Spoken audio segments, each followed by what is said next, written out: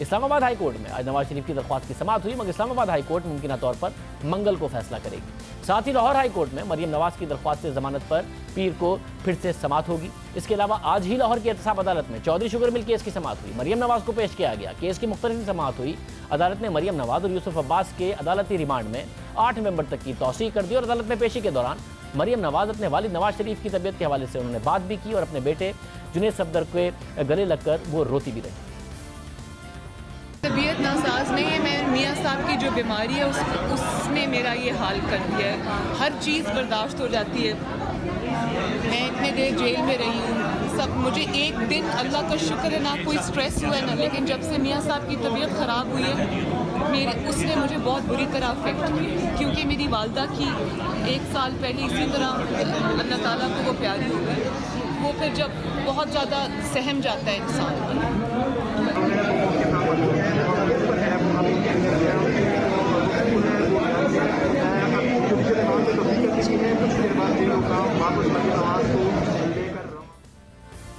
नवाज शरीफ को Lahore high court ने जिस केस में जमानत पर रिहा करने का हुक्म दिया, इस केस में नैब ने साबिक वजीर आजम को 11 अक्टूबर को कोट लखपत जेल से गिरफ्तार किया था।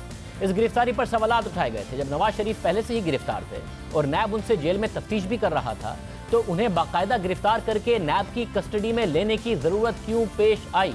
इस हवाले से नून लीग का यह दावा सामने आया कि इस्लामाबाद हाई कोर्ट में नवाज शरीफ की सजा मुअत्तली की दरख्वास्त ज़ेर समाअत है और जज अरशद मलिक की वीडियो सामने आने के बाद इम्कान है कि नवाज शरीफ को जमानत मिल जाएगी। इसलिए नैब ने नवाज शरीफ को दूसरे केस में गिरफ्तार कर लिया ताकि नवाज शरीफ जेल से बाहर ना आ सके। जबकि एक और दावा यह भी सामने आया कि नवाज शरीफ जब तक जेल में थे वो अपने खानदान और पार्टी रहनुमाओं से राब्ते में थे, उनकी मुलाकातें होती थी, उनका मौलाना फजल रहमान से राब्ता भी था और जेल से नवाज शरीफ अपने भाई शहबाज शरीफ को हिदायत भी दे रहे थे। ये राब्ते और हिदायत को ख़त्म करने के लिए नवाज शरीफ को नैब ने गिरफ्तार कर लिया। इसलिए नवाज शरीफ की दोबारा गिरफ्तारी के बाद उनके अपने खानदान और पार्टी रहनुमाओं से उनका राब्ता कट गया।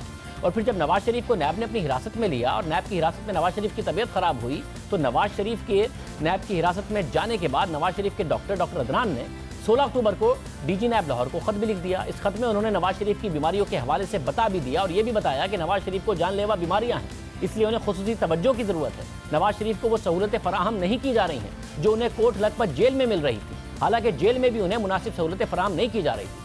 साथ ही डॉक्टर अदनान ने शिकवा किया कि उन्हें बार बार की दरख्वास्तों के बावजूद नवाज शरीफ से मिलने भी नहीं दिया जा रहा।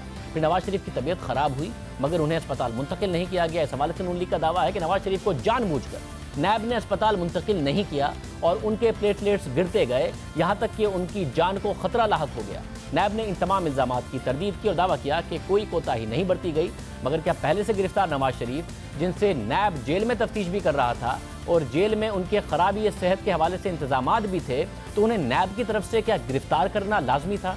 क्या जो शख्स कहीं भाग नहीं रहा, फिर पहले ही जेल में है, नैब जेल में उनसे तहकीकात भी कर रहा है, तो क्या लाजमी था कि नैब उन्हें दोबारा गिरफ्तार करके अपनी तहवील में ले ले?